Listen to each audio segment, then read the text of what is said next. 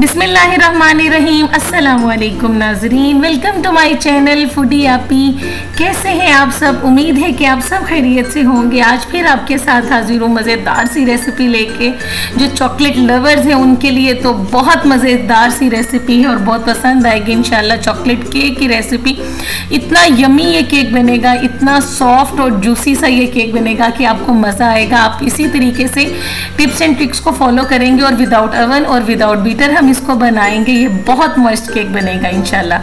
तो आपने रेसिपी को ज़रूर ट्राई करना है। और अभी भी अगर आपने चैनल सब्सक्राइब नहीं किया तो चैनल ज़रूर सब्सक्राइब कर लें, साथ ही साथ बेल आइकन को प्रेस कर दें और वीडियो को ज़रूर लाइक कर दें। तो चलिए चलते हैं रेसिपी की तरफ। ये फ्लेम देख लें, मैं आज आपको फ्लेम दिखा रही हूँ। ये लेंगे हम, मीडियम से कम है और ये दम से ज़्यादा आंच है। इतनी हीट के ऊपर हम एक पतीला रखेंगे। 4 नंबर का जो पतीला होता है, साइज में 2, 4, 6 होता है ना, ये 4 नंबर वाला है। और उसके ऊपर प्लेट उल्टी करके रख देंगे। सिल्वर स्टील का लेना है, स्टील का आपने नहीं लेना। इसके अंदर बेकिंग अच्छी होती है। बहुत हाइटेड आपने पतीला नहीं लेना। मैंने आज कढ़ाई में नहीं बनाया कि समटाइम लोग कह रहे हैं कि हमारे पास कढ़ाई उस तरह नहीं है, तो पतीले के अंदर बेकिंग कर लेते हैं, ठीक है। तो अब पैन लिया है 8 बाई 8 इंच का और इसको अच्छी तरीके से ग्रीस कर लेंगे। ये भी बहुत ज़रूरी स्टेप है। ये स्टेप्स शुरू में करने बहुत ज़रूरी है। और इसके साथ ये बटर पेपर को हम कटिंग कर लेंगे कोन बनाकर। ये देखें, इस तरीके से मैं आपको दिखाऊं कि इसके बैक पे यूं लगाएं और मिड से ऐसे करेंगे ना तो बिल्कुल इसके साइज का ये बटर पेपर जो है ना वो कट हो जाएगा। और फिर हम इसको अंदर लगा देंगे। ये स्टेप भी आपका बहुत ज़रूरी है, आपने ज़रूर करना है। इससे हमारा जो है ना वो केक बड़े आसानी से मोल्ड से निकल आता है। हल्का सा ग्रीस कर लेंगे और इसको भी रख देंगे साइड पे। ये चीज़ें हमारी प्रिपेयर हो गई हैं। अब आ जाते हैं इसके मिक्सचर की तरफ। तो बिस्मिल्लाहिर्रहमानिर्रहीम, यहाँ पर एक लेंगे बाउल। ड्राई होना चाहिए, इसमें पानी नहीं होना चाहिए। और उसके साथ ही छलनी रखेंगे, उसके अंदर 250 ग्राम में रेसिपी में आपको बार बार बताती हूँ, ज़रूरी होती है। और 1.5 टीस्पून जो स्पून मैयर वाले होते हैं ना वो बेकिंग पाउडर और 1.5 टीस्पून इसके अंदर बेकिंग सोडा, ठीक है।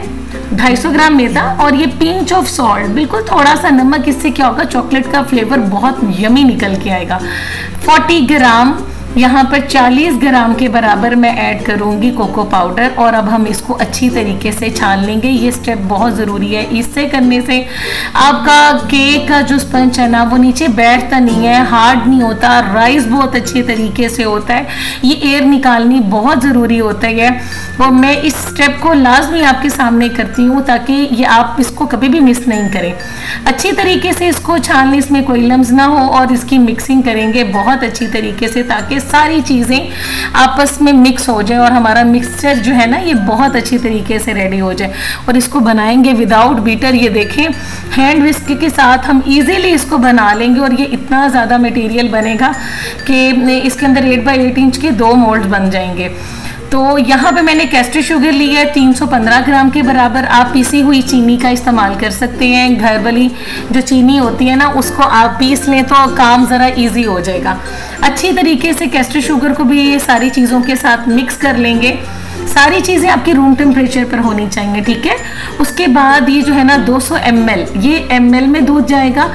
200 ml दूध रूम टेम्परेचर पे ठंडा नहीं होना चाहिए। और 155 ग्राम कुकिंग ऑयल, ठीक है। ये मैं आपको कप दिखा दूँ, ये 1/3 कप वाला, 2/3 कप वाला मेरा ख्याल है ये कप है। ये ऑयल का शामिल करेंगे। और इसके साथ ही 3 अदद हम अंडे शामिल करेंगे रूम टेम्परेचर के ऊपर, ठीक है। कोई भी चीज़ आपकी ठंडी नहीं होनी चाहिए। और इसको विस्क की मदद से अच्छी तरीके से मिक्स कर लेंगे। इसके अंदर कोई लम्स नहीं रहना चाहिए। अच्छी तरीके से मिक्स करेंगे, ड्राई बैटर कहीं पर भी नहीं रहे। अब जो कैस्टर शुगर है ना वो मिक्सिंग करने से अच्छी तरीके से डिज़ोल्व हो जाएगी, बहुत बारीक होती है। अच्छी तरीके से 4 मिनट हम इसको मिक्स करेंगे और इसकी कंडीशन देखेंगे इस तरह आ जाएगा। और उसके बाद 100 ml गर्म पानी है, फुल गर्म पानी है, ये हमने इसके अंदर ऐड करना है और इसकी आराम से मिक्सिंग करनी है।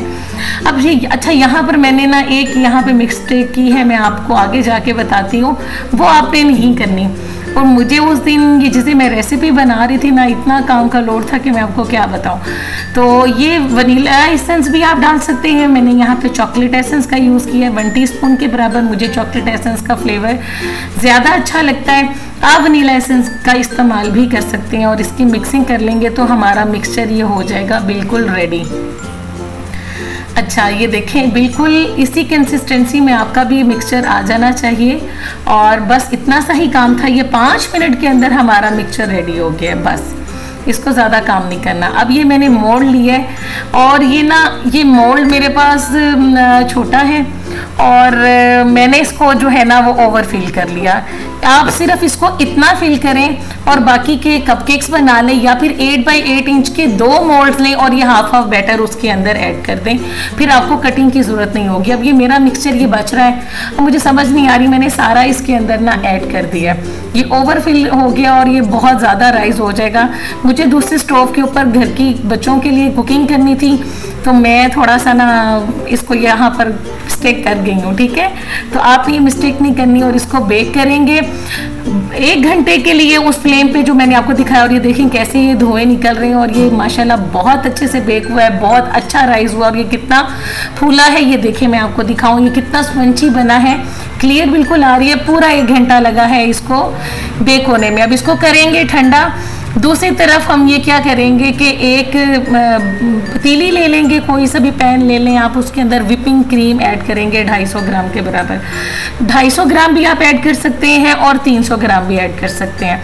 और इसको रखेंगे चूल्हे के ऊपर और इसको हल्की स्लो फ्लेम के ऊपर ना इसको बॉईल करेंगे। हल्के से जब इसके अंदर बबल्स आ जाएंगे 250 ग्राम ही इसके अंदर डार्क कुकिंग चॉकलेट ऐड कर देंगे। आप इसकी जगह मिल्क चॉकलेट का इस्तेमाल भी कर सकते हैं और डेयरी क्रीम का इस्तेमाल भी कर सकते हैं, लेकिन मैं यहाँ पर इस विपिंग क्रीम यूज़ कर रही हूँ और साथ ही इसके अंदर डार्क चॉकलेट का इस्तेमाल कर रही हूँ। और अब हमने इसको चूल्हे के ऊपर बिल्कुल दम वाली फ्लेम के ऊपर रख के मेल्ट करना है, बहुत अच्छी तरीके से मेल्ट करना है। और विस्क पकड़ लेंगे और इसकी लम्स को बिल्कुल ख़त्म करेंगे। आपने जल्दी जल्दी मिक्सचर को चलाना है ताकि हमारी चॉकलेट को ना ज़्यादा हीट ना लग जाए, इसका जो है वो टेस्ट ख़राब नहीं हो जाए, जल ना जाए। अच्छी तरीके से मिक्सिंग करेंगे और फिर इसको भी करेंगे ठंडा, और केक भी ठंडा हो जाएगा। 2 से 4 घंटे हमने इसको बहुत अच्छी तरीके से ठंडा करना है। और फिर मैं आपको नेक्स्ट टाइप में बताती हूँ कि हम इसको क्या करेंगे। ये देखिए इसकी कंडीशन देखें, ये ऐसी हो गई है, बबल्स आ रहे हैं। फ्लेम को कर देंगे बिल्कुल ऑफ और इसको ठंडा करने के बाद इसको शिफ्ट करेंगे एक बाउल के अंदर। ये देखें रूम टेम्परेचर पे लाने के बाद आपने इसको ना बाउल में ऐड कर देना है इस तरीके से। इतना यमी इसकी ये फ्रॉस्टिंग बनती है, इतनी मज़े की, जैसे नोटेला का फ्लेवर होता है ना, यकीन करें ऐसा इसका फ्लेवर होता है। अब इसको फ्रिज में रख के मैंने ठंडा किया। ठंडा करने के बाद अब आपने क्या करना है, यहाँ मैं यूज़ कर रही हूँ बीटर। आप इसको हैंड विस्क के साथ भी कर सकते हैं। इससे आपको 5 मिनट लगेंगे, हैंड विस्क के आपको 10 से 12 मिनट लगेंगे। सिर्फ हमने इसको लाइट एंड फ्लफी करना है, बिल्कुल थोड़ा सा यानी कि इसको चलाना है। 4 से 5 मिनट लगेंगे, इससे ज़्यादा नहीं। बहुत ज़्यादा ये क्रीम की तरह ये स्टिफ बेक्स में नहीं आएगा, लेकिन यह है कि ये हो जाएगा। और फिर इसके अंदर मज़ीद फ्लेवर हमने अच्छा करने के लिए इसके अंदर ऐड करेंगे नोटेला, तकरीबन 4 से 5 टेबल स्पून के बराबर। आप इसको स्किप भी कर सकते हैं, उसके बगैर भी फ्रॉस्टिंग बहुत मज़े की लगती है, लेकिन अगर आप नोटेला ऐड कर देंगे तो यमी काम हो जाएगा। चलिए जी, थोड़ी सी नोटेला ऐड करने के बाद तो देखिए इसका और नोटेला का कलर बिल्कुल सेम और कंसिस्टेंसी भी बिल्कुल सेम है। अच्छी तरीके से इसको 1 मिनट के लिए फिर से मिक्स करेंगे और फिर अपनी फ्रॉस्टिंग को केक के ऊपर अप्लाई करेंगे। चलिए जी, ये हो गई है हमारी रेडी। ये देखेंगे थिक हो गई है और बस अब हम ब्लेड इसकी हटा लेंगे और आपको मैं स्पंज दिखाऊं। ये देखें, इसको मैंने 2 हिस्सों में कट कर लिया और ये कितना स्पॉन्जी, कितना यमी, इतना ज़बरदस्त राइस हुआ है, इतना अच्छे तरीके से ये स्पंज फूला है कि मैं आपको क्या बताऊं। अब इसके ऊपर फ्रॉस्टिंग डालेंगे। आपको जितनी पसंद है फ्रॉस्टिंग आप उतनी डाल सकते हैं। मैं बिल्कुल नॉर्मल सी लेयर लगाऊंगी, मैं बहुत ज़्यादा लेयर लगाने वाली नहीं हूँ, क्योंकि ये फिर बहुत रिच चॉकलेटी फ्लेवर हो जाएगा। और इसको हल्का सा पहले हम लगाएंगे, थोड़ी थोड़ी सी फ्रॉस्टिंग लेते जाएंगे और इसको क्रम कोट कर लेंगे अच्छी तरीके से, सारे किनारे अच्छी तरीके से कर लेंगे। अच्छा, मैंने यहाँ पर मुझे ये बड़ा बन गया था ना, तो मुझे इसकी कटिंग करनी पड़ी। अगर आप इसको 2 मोल्ड्स में करेंगे ना तो फिर आपको कटिंग नहीं करनी पड़ेगी और आपके क्रम्स नहीं आएंगे और फिर आपकी फ्रॉस्टिंग करनी आसान हो जाएगी। मुझे थोड़ा सा टाइम मेरे लिए शॉर्ट था, तो मिक्सचर आप 8 बाई 8 में आप 2 आराम से जो है ना ये बना सकते हैं। 2 लेयर्स में और बड़ा हाइटेड आपका केक बनेगा। अब इसको करेंगे ठंडा 2-3 घंटे के लिए फ्रिज में रख के। और अब ये देखें यहाँ पर मैंने ले ली है 2D नोजल, ठीक है, ये थोड़ा सा क्लोज होता है और एक है ये 1M।